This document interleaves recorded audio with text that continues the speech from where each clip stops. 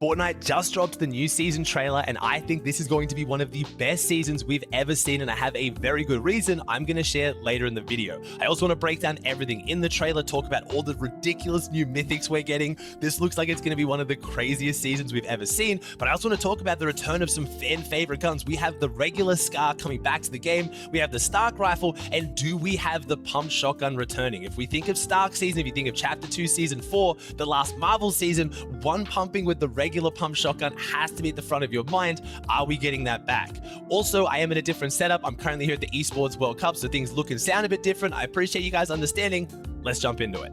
Just in case you guys missed it, Fortnite released the official trailer to the new season. There is a bunch to break down for this. I want to kick off talking about some of the new weapons and some of the old weapons and why they have me extremely excited. So, in this trailer, we can spot new dual SMGs coming into the game, a new sniper rifle, a new single-handed pistol. It looks like a new shotgun, and it does look very much like a pump shotgun. We also have the heavy assault rifle, or the AK, returning to the game as well. We have a whole bunch of mythics, and we also have the Stark rifle and the SCAR. Now, this has me extremely excited for one main reason. It looks like we might be going back to hit scan weapons. If you guys don't know what hit scan means, basically it's how Fortnite functioned up until Chapter 5, where unless you had a weapon like a DMR or a sniper rifle, if you shot someone 200 meters away, your bullet would instantly hit them. There was no bullet travel time like a sniper. Chapter 5, one of the main changes they made, which a lot of people haven't been too happy with, is the change to bullet travel time on all guns. But if we're getting the SCAR and then the Stark rifle coming back to the game, it makes me think we are going to be getting hit scan weapons again. Now, obviously, they could change this. They could make these like new versions of the old guns, which would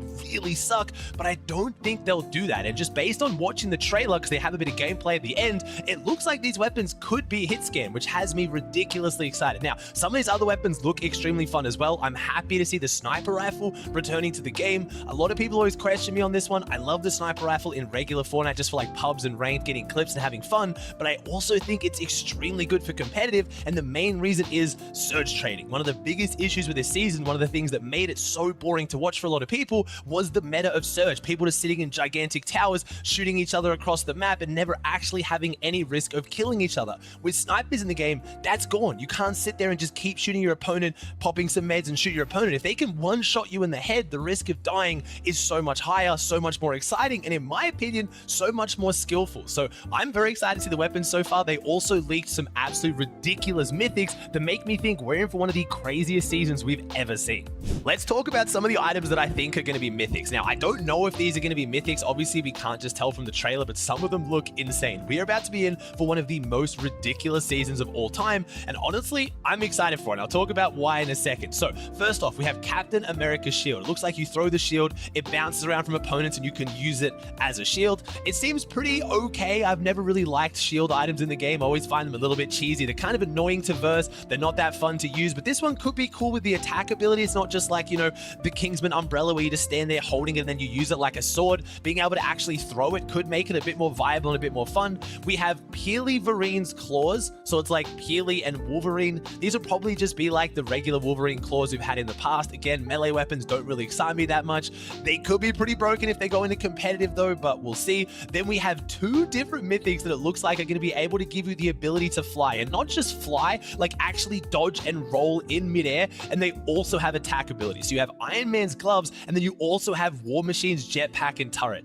I can't see these going into competitive because being mythics, I'm guessing, maybe they're not going to be mythics. Maybe you can find multiple of them around the map. It'd be kind of crazy if one player in the lobby gets to just fly through endgame and shoot turrets at people. But again, who knows? It's Epic Games. I don't know how much of this is going to be in competitive. That doesn't even look like the craziest mythic. It looks like we have Dr. Doom having some kind of death ray ability. It's almost like the Unibeam rifle, but it looks like you can drag it and hold on to it even longer than the Unibeam. We then also have Shuri's mythics. We have this kind of like, again, this melee glove attack, but you can also dash around with it, which looks like it could be really strong and really fun to use as well. I'm sure there's some mythics in there I also forgot, but we are definitely getting a Marvel season, and with it, we're getting superpowers. Now, a lot of this did make it into competitive during Chapter 2 Season 4, the last time we had a Marvel season. You know, we had the Doom's Ball. We didn't have all of the mythics in, but we did have some of them, and they were pretty fun. At this point, honestly, I'm hoping at least some of this is in competitive. We've had what I would say are pretty vanilla, pretty boring seasons the last 2 seasons in a row, and I'm extremely excited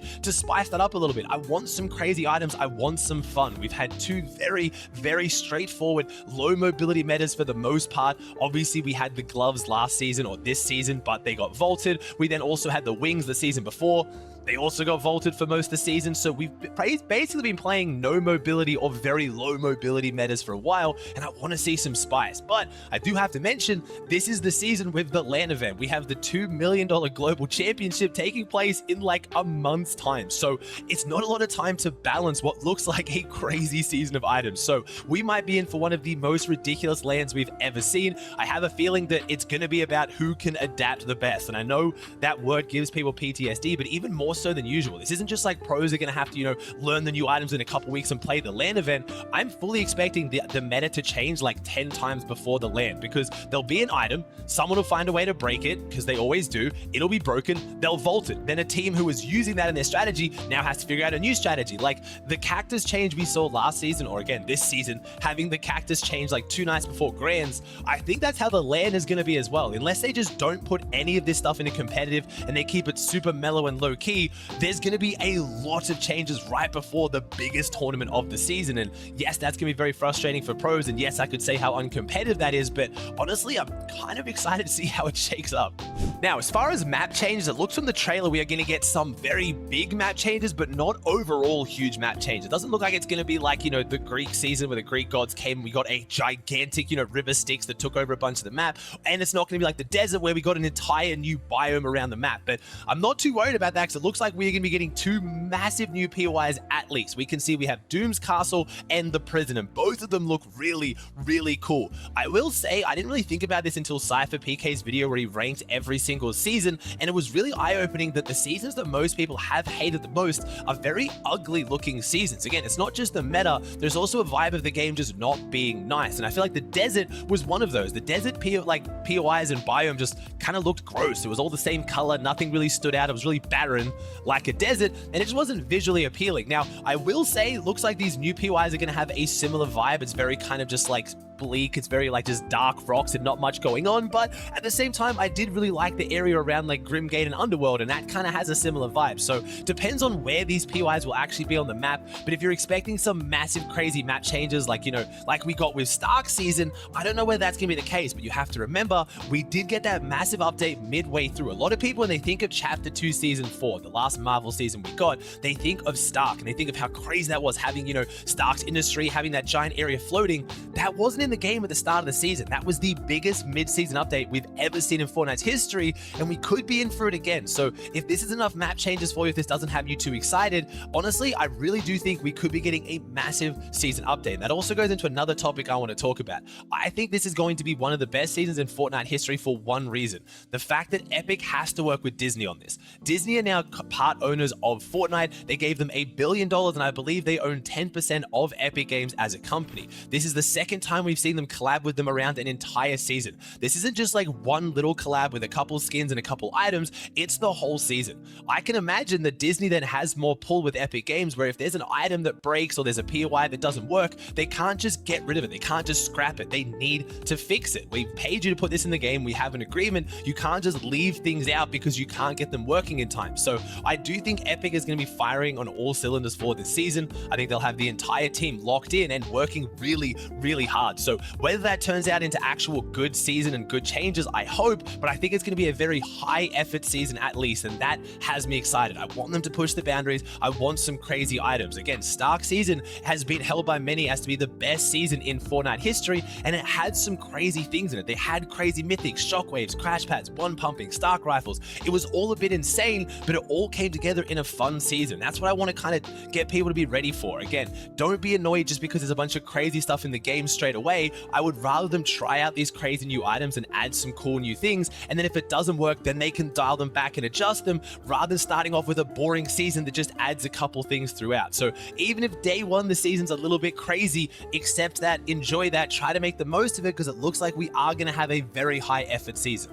I know I didn't talk about the mini event we just got, and honestly, it looked pretty cool. Like, I love in-game events. I'm currently here at the Esports World Cup. I wasn't able to watch it at the time, but I went back and rewatched it, and it looked sick. The first thing I'm most happy for is no more Nitro. It's literally in the storyline. We've blown up the Nitro line, so there won't be any more Nitro. Thank you, Epic. It was a cool concept that didn't really pan out. Obviously, after the nerfs, it was a little bit better, but it's still one of my least favorite items of all time. It was just a little bit goofy, but they tried something new. It didn't work, but the event was really cool. And again, it goes into what I was saying. We're getting a very high effort season. We are getting a full mini event right before the new season. We are getting the Battle Pass, the Battle Pass and regular season trailer launching before the new season. And we've started getting leaks for the next season from the start of this season. I know I've kind of pretended this season's already over. Honestly, in my mind, it is. I'm just looking forward to the next season, but they even moved the downtime forward a few hours, which makes it usually for most people a lot better time around the world. Rather than launching at the usual 3, 4 a.m. ET, it looks like it's actually going to be going down around more like 11 o'clock at night. That might not work well for a lot of you guys. As me as an Australian,